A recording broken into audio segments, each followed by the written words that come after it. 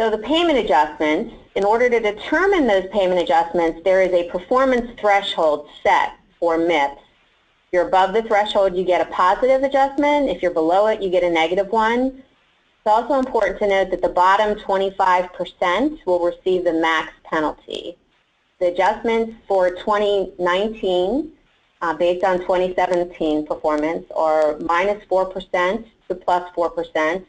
For 2020, it goes to 5%, then 7%, and then every year after it will be 9%. There's also some really good opportunities, though, for greater upside. So for top performers, there's the potential for an additional 3 times the base adjustment amount.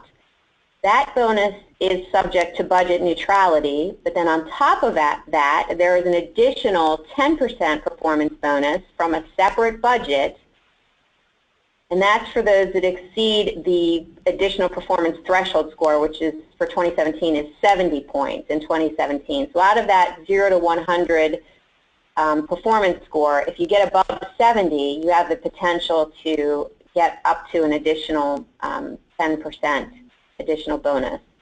So while there's been a lot of doom and gloom talk about MIPS, it's also, I think, important to note that if you're doing the right things to drive quality and value and you get ahead of the pack, there's some serious upside potential, and it continues to increase year over year.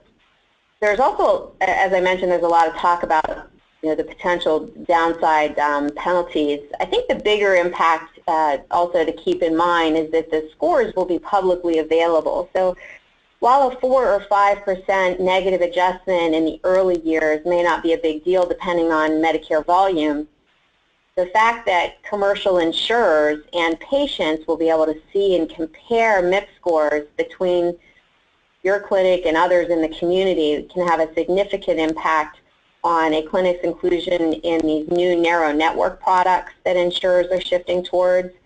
Can impact the ability to win new commercial contracts with commercial insurers, recruit providers, and patient retention could also become an issue. So I think, as you think about participation in the program and how quickly you start moving forward, it's really important to think about the broader potential impact. Another thing to think about is that performance threshold is going to be reset each year. So in 2017, the performance threshold is pretty low.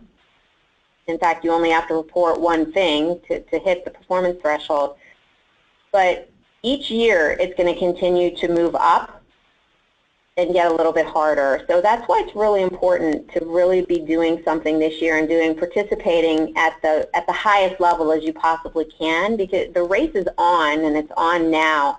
Those that choose to delay are going to fall behind, and it's going to be harder to get out of negative territory in future years. But those that are moving in the right direction, 2017 can really be the year that you get a first mover advantage, and that can translate into some tremendous upside opportunity in future years.